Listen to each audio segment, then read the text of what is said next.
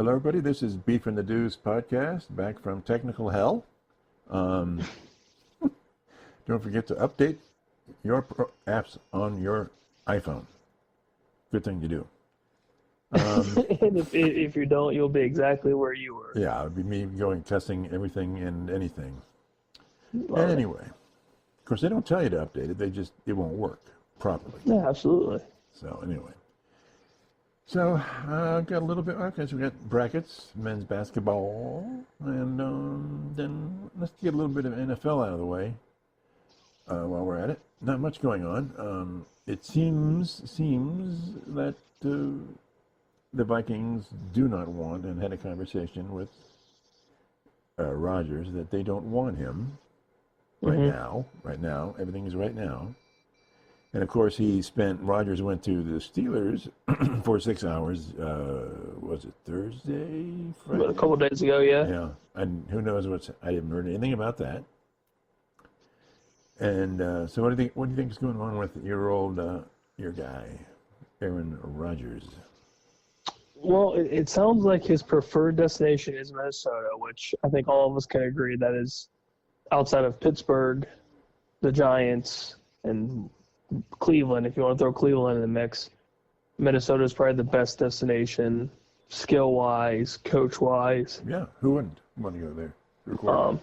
And Skull Nation is a very good, very fun fan base. But it seems like he's not going there. They've told him they're not really that interested right now.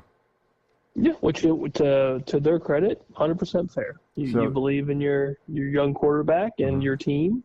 So now what? And you're wanting to roll with it. So I think Rodgers has probably two options. One is, it sounds crazy, but I think Pittsburgh's still out of those two options with the Giants and them. Yeah. I would say Pittsburgh's probably the best destination. We haven't heard anybody saying no to that, so. No, and I would say that's probably your best case scenario. And then if none of those teams bite, then retire. I think that's the only other logical thing to do if teams aren't reaching or meeting your needs. So you think Giants are out? Yeah, I would say maybe they're curious. Well, they're so curious about him, and they only have Jameis, which again I think is decent, very good. It's smart, very cheap option. A solid backup. Yeah, solid backup that throws the ball with no hesitation, obviously. To anybody. Yeah, and I kind of think the Giants, I know it sounds insane, I think they kind of need a gunslinger because they haven't really had one. Yeah, well. Since, what, Eli? Eli in his prime that wasn't scared to throw the ball? Yeah. Yeah. But with that, yeah. I mean, I'm not saying Jameis is the, be-all, fix the issue, because he's definitely not. But it gives them something. Yeah. I mean, and if they're going to go quarterback in the draft, then there's your competition. So it's kind of a nice Band-Aid for right now. So are they going to go up to get the number one quarterback, or are they going to do Sanders or avoid him in the first round? My guess is it really depends on what Cleveland does, because I think the Titans are more than certain they're going to go Cam Ward. Yeah, that seems logical. They haven't said a word about it. Seems very, very much the consensus pick. Mm-hmm. Cleveland, it's still kind of 50-50 if it's Abdul Carter or Shadur. I would go with, well, of course we've talked about it. Well, we talked about it, but it never survived. Yeah, the IT error. The IT guy killed it. So I think with Pickett and Wentz, I think they've got a good 1-2 option here for a quarterback. I would go with Wentz to start and see what happens. I would go with the defensive guy. Okay. In the draft. Yeah, I don't think it's. I don't think you can go wrong with Abdul Carter. I mean, he's coming off of an injury, probable surgery, and it doesn't seem like it's a very invasive surgery. Mm-hmm. So recovery isn't too long.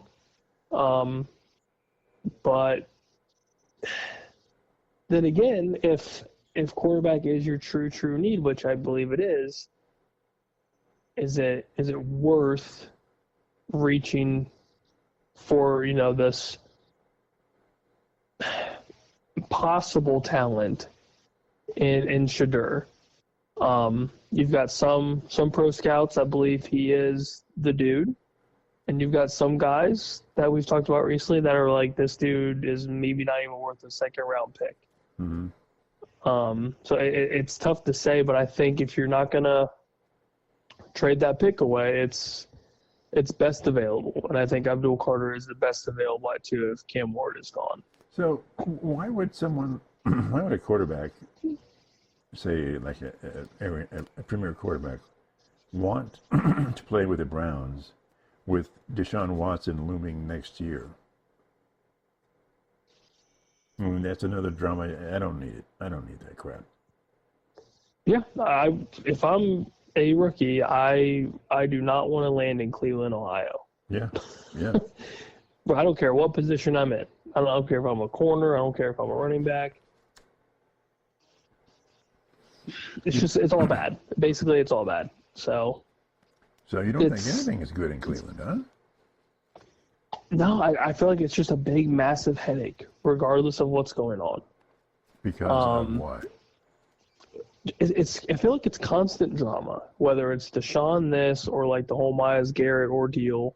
Right. That ended up working out, but now you're financially strained. They have no money. Yeah. So if you, as a rookie player or even a veteran player that's coming in, the likelihood of not having drama around that team is, I feel like, slim to none. But certainly they can afford a rookie contract. I mean, it's not like they can't afford to bring somebody in a rookie contract, right? Yeah, like they'll be fine with that, which I think hitting on that pick, hopefully, will diminish the likelihood of a drama-filled season. Say, for example, if Myles Garrett is mediocre, mm-hmm. you're going to have a lot of haters coming in saying, like, well, he's not worth this and that, blah, blah, blah, blah, blah. Right. Which is very typical, very, very typical, right. And it's expected. Mm-hmm. You bring in Kenny Pickett, and if you get Carson Wentz, there's going to be some noise about, whatever. So it's just constant. It's just going to be this position or this position or that position, or this draft pick was terrible. If you don't go defense, then would you go O-line? Get some O-line help? I would not hate if you guys went offensive line. Well, we definitely need it. Like if you traded back, got an additional pick somehow, and just use those picks for best available, or just beef up the O-line. That's smart. It's very smart. So you might trade that up to get a couple more picks lower down, where you can. Yeah, I would say if they don't truly believe that Abdul Carter is worth that pick, or anybody at 2, trade it. Somebody will give you a lot to trade up one spot, like the Giants, or 2 or 3 spots, like the Raiders. Yeah. So I feel like they could use that to their advantage, and stock up the picks that they lost with this, wonderful Deshaun Watson deal. So I mean, they've been starting over for forever. Yeah. But most recently with that Deshaun Watson ordeal. So it's somehow, some way they need to revamp that draft stock and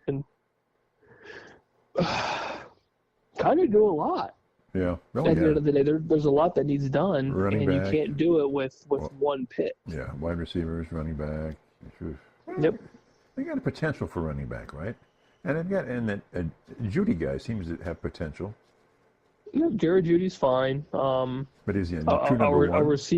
A receiver 2 would help. I don't know if he's a true receiver 1, but I think if you have somebody else opposing him as a number 2,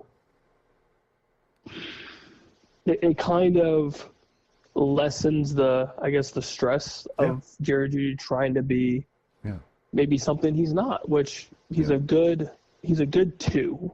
Excellent. So I think we'll go into like the actual like free agency portion, but there's some receivers out there that could, help Jerry Jeudy out in that sense and give him some more one-on-one coverage. Well, who in the that in turn would benefit your offense. Who in free agency would do that right now?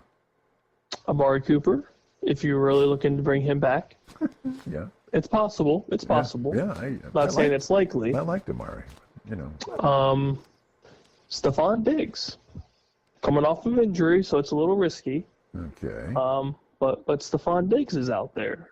So if he wants to, maybe possibly return to a receiver one, that is something that you can look at for the next maybe couple seasons.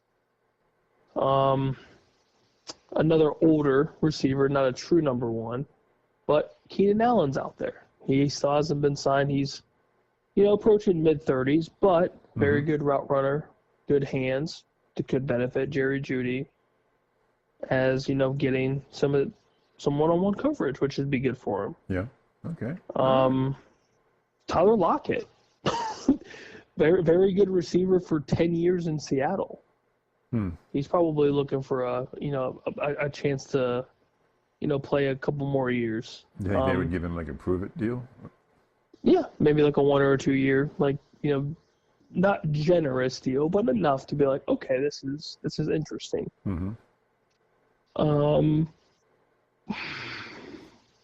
Outside of that, there really isn't. There's a lot more, defensive players. I mean, there's obviously offensive linemen, guards that are, waiting to sign with teams. But again, another running back, J.K. Dobbins, still out there, still floating around, waiting for somebody to bring him in.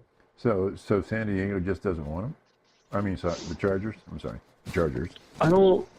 R.I.P. San Diego. Yeah.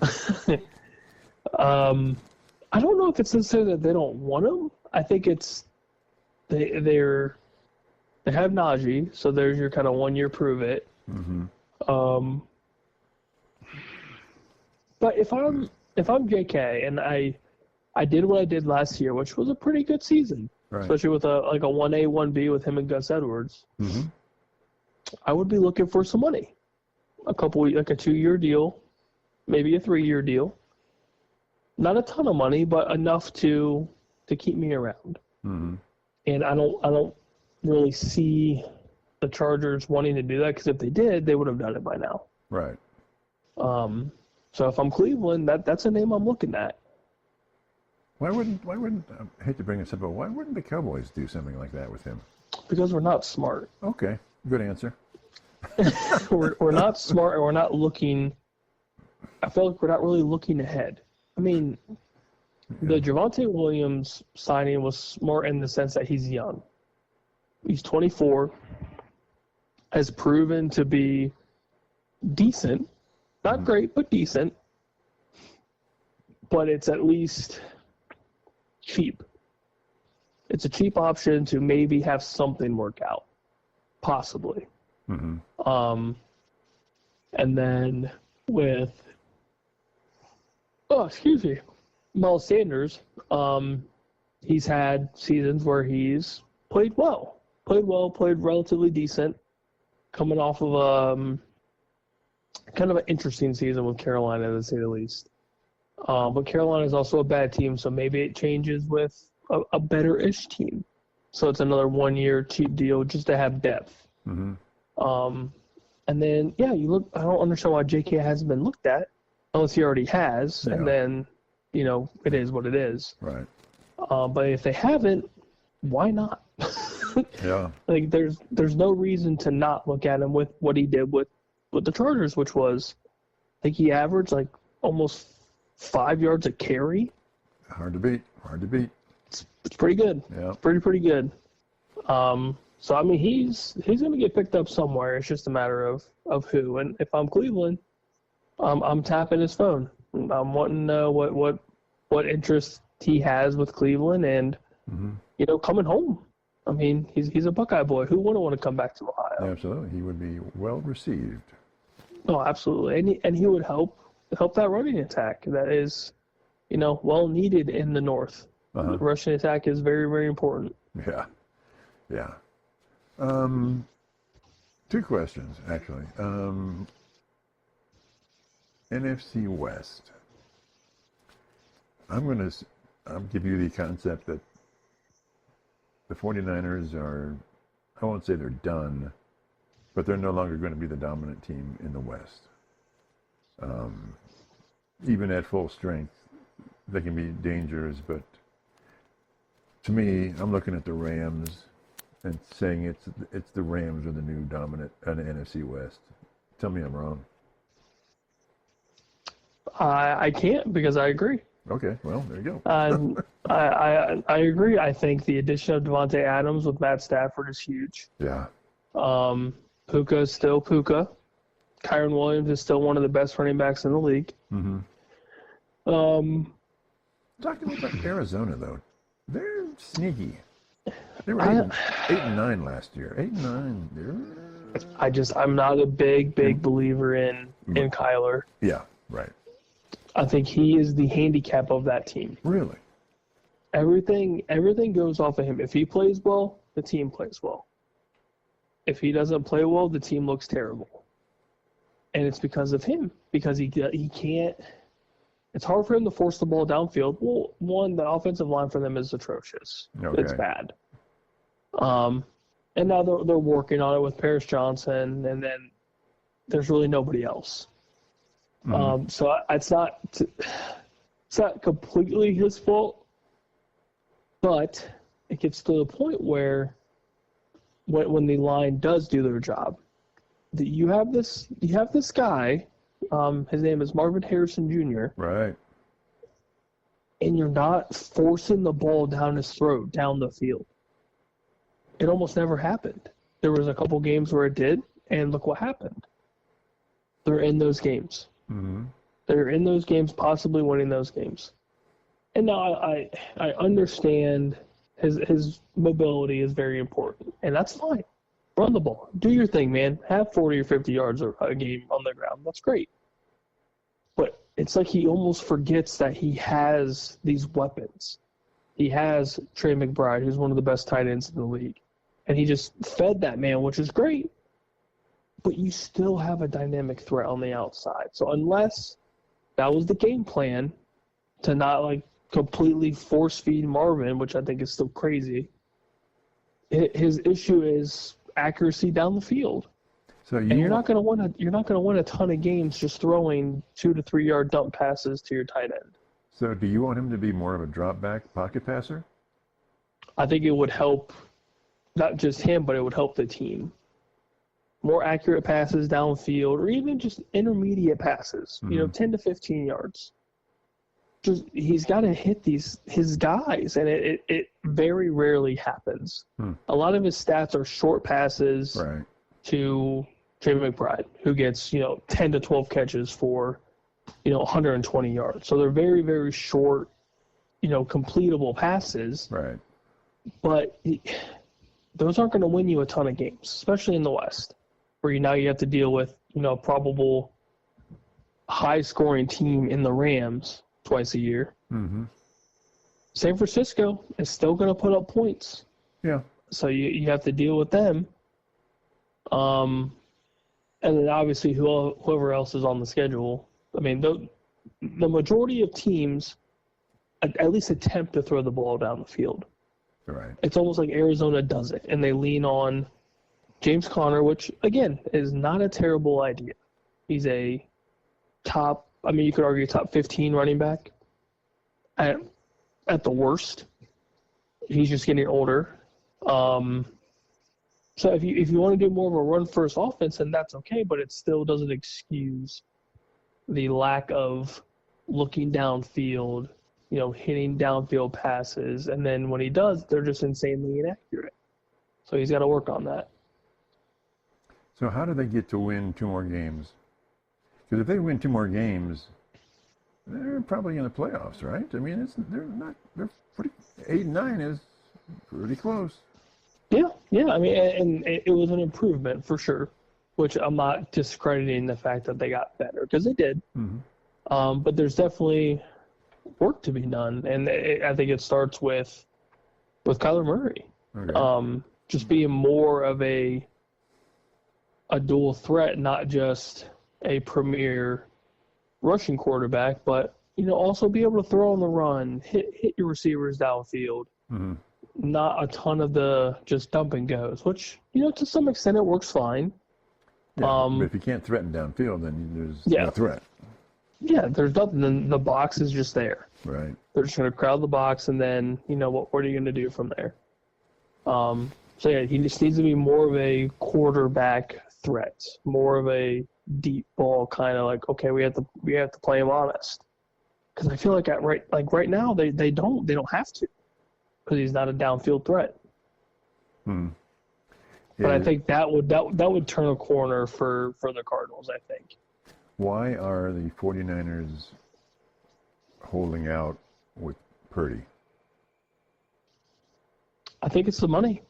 I think they're trying to agree on what the contract should be. Because it's tough. I mean, the market itself is just so crazy. Mm-hmm. And if I'm Brock Purdy, my argument is very, very, very solid. We've already gone to a Super Bowl. No, that was 2 years ago. But we've already been. In the 2 or 3 years that he's been, I've already been this. We've won this many games with me. The record throughout the regular season is this. Our playoff record is this. I mean, the arguments, I feel like, benefit him. But is it because of him or because of the overall team? I would say it's of him. They wouldn't have given up. I don't know. They wouldn't have given up on what? Jimmy G strings. They wouldn't have given up on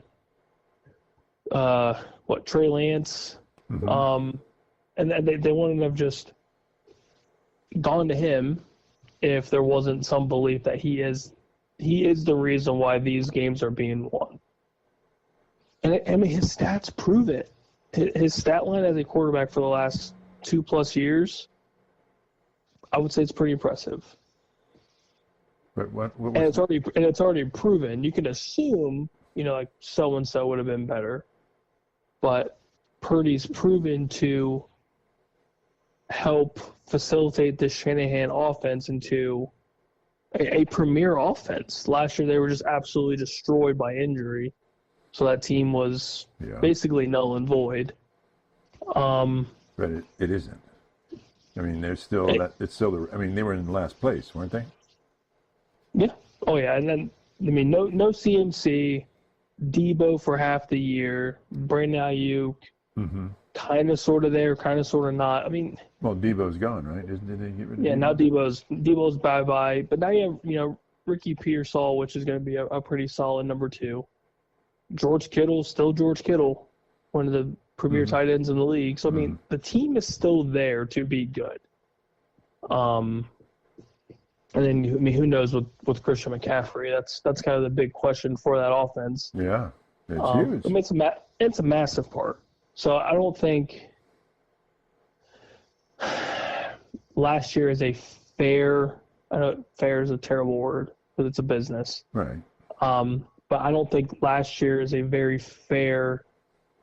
This is Brock Purdy's fault, because it's not. I mean, any normal NFL fan that has watched this 49ers team when it's healthy, it's one of the best teams in the league, obviously. So, is he want $50 million or nothing? At least $50 million? If I'm Purdy, I'm pushing for the 50 a year. And I think I'm a Purdy believer. You are. So I would say that I think it's fair. Okay. Because you're not asking for Dak Prescott money, because if you do, you can't afford anybody. Right.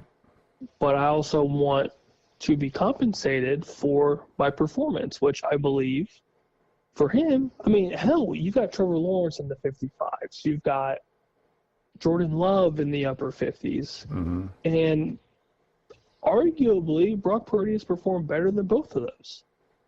Yeah. Well, some people make stupid decisions. Exactly. But I feel like for the Niners, this is something for them to be like, we can lock up a very young quarterback for a while. Kind of revolve the offense around him, Ricky Pearsall, if they can keep Brandon Ayuk. You don't have a ton of time left with Christian McCaffrey, I don't believe. So I think a younger running back is in their near future. Okay. George Kittle, you probably still have a couple years left. So Yeah. you've got the pieces that you need for a run in the coming years. For 2 more years. Probably 2 years. So what do you think? Is it money or is it length of contract that's the hang up? I would say it's money. I would say money. Then why is it? Then if you're correct, then why are the Niners so hesitant? Why is Dallas so hesitant with Micah? Well, that's a because yes, it does not make any sense at all. Makes no sense because if you truly want him, it's done. So my guess is it's money. It's the exact dollar amount. I think the contract itself, like lengthwise, I think it's a very standard in that quarterback market now. It's like a 4 or 5 year. So is he? Which again is fair. So is he free agent this year then, or? I think it's more of the extension of the rookie deal. So he's looking for an extension on the rookie deal. Okay. Yeah. All right. Yeah. So I mean, and he's for the last pick in that draft to do what he's already done. It's impressive. Might not be anything you ever see again. And he was relatively close, if not very, very close, to winning a Super Bowl. Yeah, yeah. So it's a very good argument. He has a very good argument. His win record's very good. His quarterback stats, very good. Okay. And it's hard to argue that they would have done any better without him because you just don't know. Well, right. Right. So I think the upper 40s, mid 50s is probably the range that I would, if I'm him and his agent, that's what I'm going for. So if the Niners said we're going to give you $45 million a year for extension for 3 or 4 years, you still think that he's going to say no to that? I guess it depends. Like if I'm him, I'm going, what other money, like what is this extra money going to go to? Or it's like, who else are you looking at? Mm-hmm. If it's another receiver or if it's maybe a younger running back, but there's really not a ton of free agent running backs out there that are worth a damn. Yeah. Is it a defensive player or is it, some secondary help? Then okay, like you're trying to, better this team to make a run. How long do you think Bosa Then I'd be has? like, okay. I would say Bosa's probably done after his last extension. Okay. I just think depending on how everything works out, I think in the next couple of years, I feel like will be a very big distinction of whether or not he stays or he goes. So if your assessment is correct, then why would you say the Rams are the dominant team then? You should say the 49ers are the dominant team. They very well could be. But I think the Rams are doing everything just better. Mm-hmm. And as of right now, they're just doing everything better. Mm-hmm. The Devontae Adams signing's massive. You just lost Cooper Kupp. You brought in Devontae Adams. Right. Like, okay, sweet. Didn't really lose much. You kind of just plugged and played. You were able to keep Matt Stafford when everyone thought this dude was gone. Mm-hmm. Kyron Williams, still a very young, productive running back. You still have him on a rookie deal, which is super beneficial from a business standpoint. Mm-hmm. Puka, still on his rookie deal. Very, very beneficial. Now you can revamp a little bit of offensive line if you need to. Work on that defense that was kind of sort of getting tore up from the secondary standpoint. Yeah. So, yeah, I mean, you don't need Matt Stafford to be just, a 300-plus yard, 3-touchdown quarterback. Because you've got the talent all around you just to be, if you're just decent, your team's going to win some games. And you have one of the better head coaches in the league. Mm-hmm. I mean, that's all you can ask for. I feel like the Niners are almost there. Yeah. But the unknown with Christian McCaffrey, the unknown with Brandon Ayuk, there's just too many question marks. And then you still haven't signed Brock Purdy.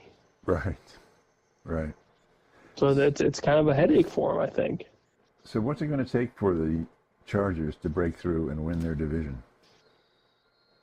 I think receiver help. Okay. Receiver help and a more consistent defense, I would say. Because I think Herbert, with the lesser of the passing attack, they're not completely, handicapped by just him. Mm-hmm. They were able to run the ball. They were able to throw the ball. They were able to have a dual threat offense that helps. But yeah, I would say it's just more consistent defense, and then he needs a playmaking receiver. Quentin Johnson isn't the answer. You lost Josh Palmer to free agency, so I believe the Bills. They need a true number one, and they've got McConkey, which is amazing, but you need a big body. You need like an A.J. Brown, kind of CeeDee Lamb type playmaking receiver, and maybe they get that in the draft this year. Or maybe they do reach out to like a Stephon Diggs. Or they bring back Keenan Allen for, a route running, playmakers type receiver. All right. But yeah, they need somebody that Herbert can just go, oh yeah, 1-on-1, he's got this. Boom. Maybe that's an Emeka Ibuka. Maybe that's Ted McMillan from Arizona. Who knows? Mm-hmm. But I think those are probably two big points of emphasis is playmakers on the defense, playmaker on the outside. What do you say to people who say it's all about Patrick Mahomes and Andy Reid, and if they're there, the Chargers are screwed? I think it's true. I think at the end of the day, nobody's really figured out outside of the Bills once and the Bengals. How do you beat this team? Right. Like, how do you overcome this two-headed monster, three-headed monster if you throw in Kelsey? Yeah, and you listed two teams with two truly elite quarterbacks that gave them a problem. So short of that, short of a Burrow just tearing them up, it's not going to happen. It's very tough, and until somebody cracks that code, it's going to be them until Reid retires or Mahomes says he's done. Yeah. But yeah, I mean, they have something going that's, probably history in the making, depending on how much longer this team stays together. But yeah, I mean, until that happens, it's the Chiefs' division. So for you, do they have to beat the 6 championships of Belichick and Brady to be better than Belichick and Brady? Yes. So that's it, just rings. Yes. The hardware is important, I think, for that argument. Like, who's the better dynamic duo? Mm-hmm. If that is the argument, then it's, you go to the hardware. And what Brady and Belichick did is truly insane. Yeah. It might not ever happen again. Yeah. And the run that they had, with the 3 and 4 years, 3 and 5 years. Yeah. It's crazy. It's truly crazy. Yeah. Now, you could also say that most of that was defense, which, you could argue it's, probably true, but it's still Brady and it's still Belichick. Right. And they did it again after those three more times. Right. So it's hard to beat, and I don't think it ever will be beat. Yeah. Okay. How about a little bracket action here? Oh God, I don't even know if you want to know what mine looks like. It's bad. Let's just talk about what's coming up and some of the games they're playing right now. So Auburn beat Creighton. No strange there. Michigan beat Texas A&M. That was a great game. I had great game. I had Texas A&M winning. Didn't I? Yeah, I think I did too. Let me pull it up here. Yeah.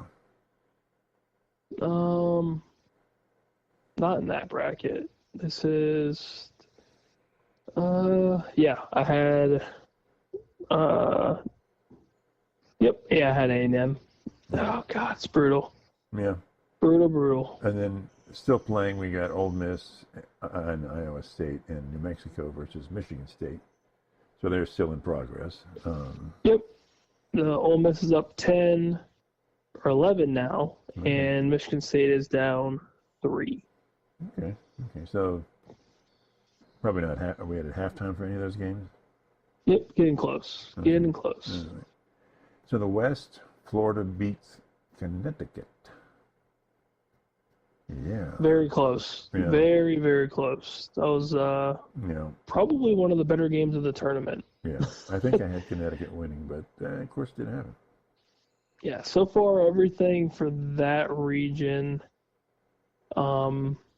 St. John's losing kind of killed me. Mm-hmm. That was a massive upset yesterday. Any result? Because when at about 8 o'clock it was halftime, Colorado State and Maryland. We have a result on that yet? As of right now, it looks like. Hold on, it's coming back up here. They're up. Maryland's up 68-64. 68-66 was a minute 30. Ooh. So it is close. Maryland has the ball with about a minute 20 left. All right. I did pick Maryland, but Texas Tech beat Drake. No surprise there. Arkansas beat St. John's. That's my upset that I did not see coming at all. I don't think anybody did. Yeah. Just there goes to show that there's only one perfect bracket going right now. Yeah. After that game, and then watching the game, it was just very typical John Calipari, who, by the way, could have been an Ohio State Buckeye head coach. Ohio State said no. Pisses me off. Yeah. Well, Pisses me off. Oh, so by the way, Auburn versus Michigan. Who are you taking? Oh, it's Auburn. You're taking Auburn. Yeah. Auburn and Bruce Pearl. They're playing well. Yeah. Now Michigan's playing well too. Don't get me wrong, but the SEC, it's very, very tough for basketball this year, in particular. Did you have in the Final Four all SEC teams? My Final Four and the one that's still alive for me, I was very chalk. I went all 1 seeds. Okay. Right. Well, Auburn, Florida, Duke, Houston. Okay. And then in my Michigan State one, I had St. John's, Michigan State, Duke, and Houston, with Houston and Michigan State in the championship game. Okay. Right. I mean, my brackets are still kind of sort of alive. Okay. But I need Florida to lose. Right. And Michigan State to win to have any chance, basically. So what's your take on Texas Tech over or playing Arkansas coming up? I still think it's going to be Texas Tech, but I like Arkansas. Really? I think Arkansas is playing really well at the right time. Yeah. The guards can shoot. Arkansas plays really good defense. And, I mean, don't get me wrong. Texas Tech is playing just as well. But the road to get to where they are in the Sweet 16 was relatively easy. Mm-hmm. Arkansas beat a good Kansas team and upset St. John's that was, probably looking at a Elite Eight, Final Four. Yeah, definitely.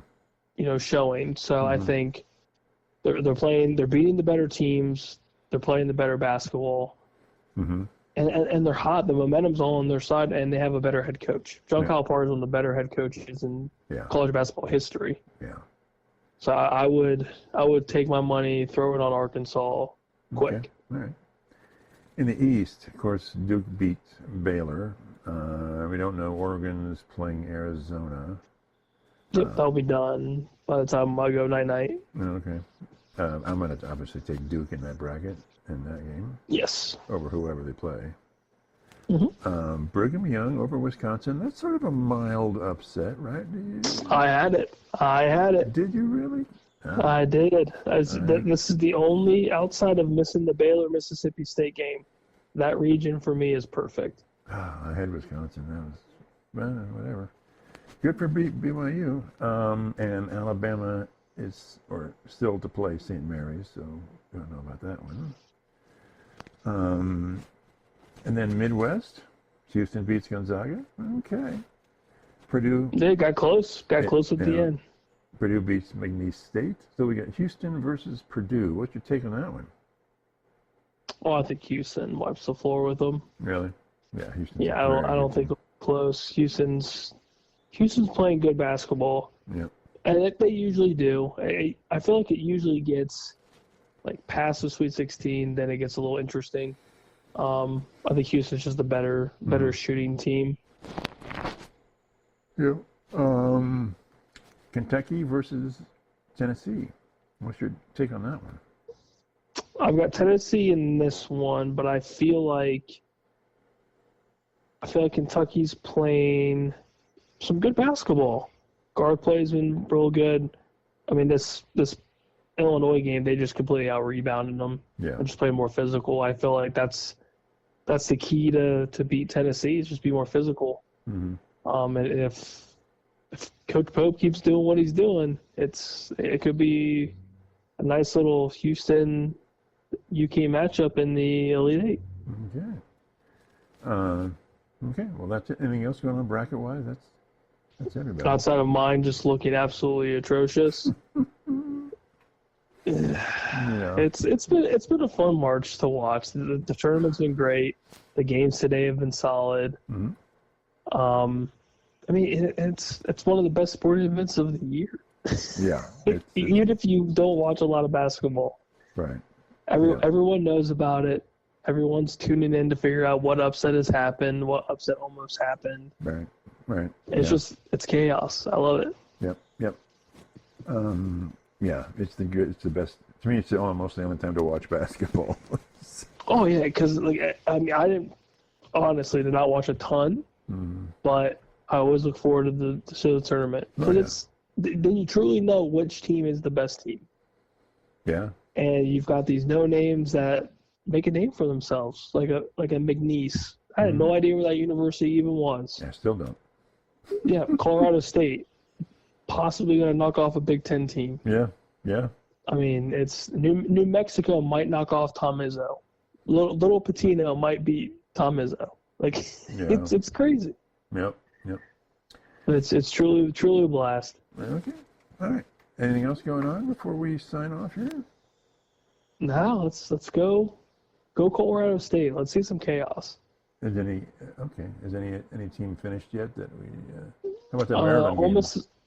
Ole Miss up 13. I think Colorado State has the ball with 12 seconds left. Do they? What score? 70-68. Maryland? It's very close. Maryland's up by 2. Ooh. Okay. It's close. I'm nervous, and I don't even like these teams. Okay. Well, we'll be talking about this next time. Absolutely. All right. See you later. Bye.